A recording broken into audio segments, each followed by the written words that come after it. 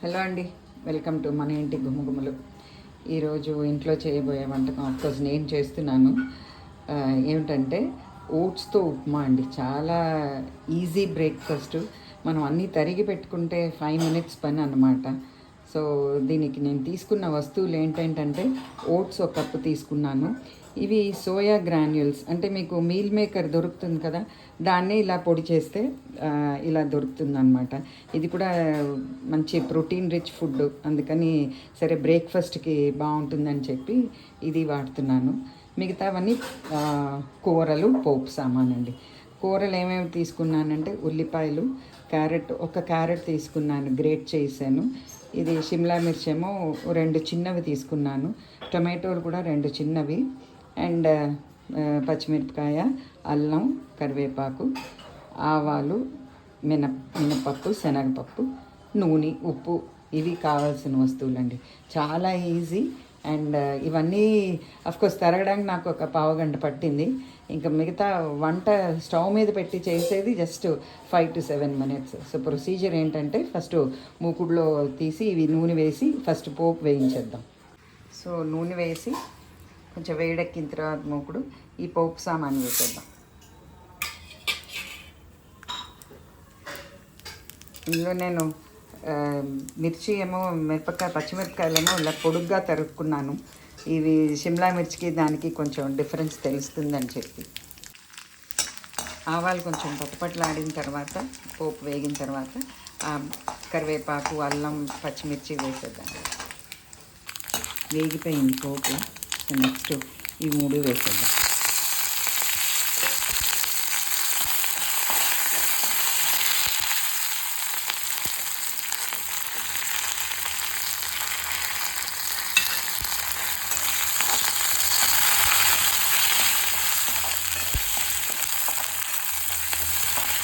కొంచెం ఇది వేగిన తర్వాత ఉల్లిపాయలు.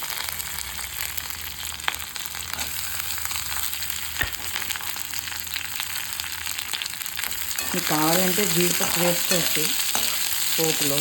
మామూలు మన ఉప్మాలాగే ఇటు వచ్చి కూరలు అవి వేసి కొంచెం హెల్దీగా అన్నమాట. కొంచెం పసుపు వేస్తున్నాను. ఇది ఆప్షనల్, మీరు కావాలంటే వేసుకోండి, లేకపోతే లేదు. నాకు ఇష్టమని నేను వేస్తున్నాను. ఉప్పు కూడా వేసేస్తాను ఇప్పుడు.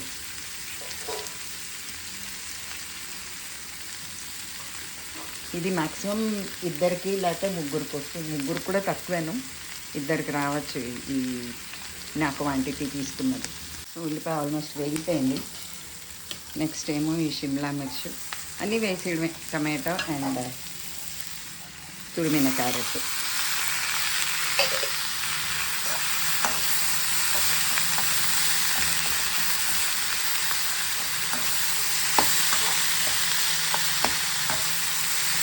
ఇది కొంచెం పచ్చిగా ఉంటేనే బాగుంటుంది కూరలు. సో అందుకని హైలో పెట్టి కొంచెం మగ్గించండి. దగ్గరుండి కలిపితే మన ఫాస్ట్గానే అయిపోతుంది. క్యారెట్ కూడా వేసేస్తున్నాను. భలే కలర్ఫుల్గా బాగుంది కదా.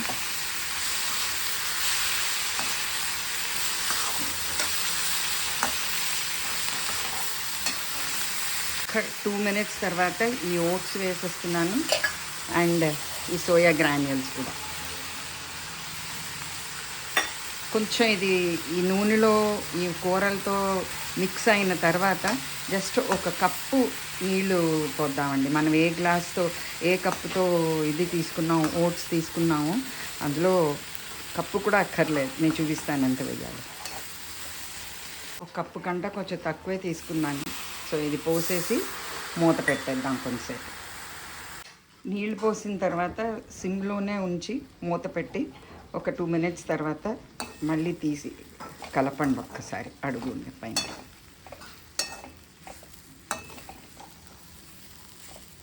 అయిపోయింది ఆల్మోస్ట్. ఇంకొక 1 minuteకి మూత పెట్టి తీసేస్తే ఉప్మా రెడీ అండి.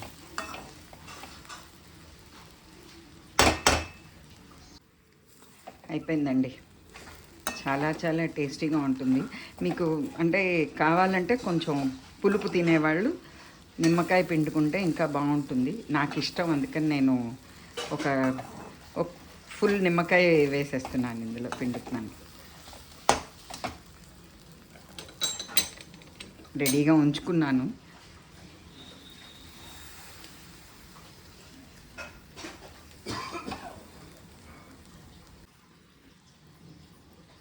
స్టవ్ కట్టేసానండి.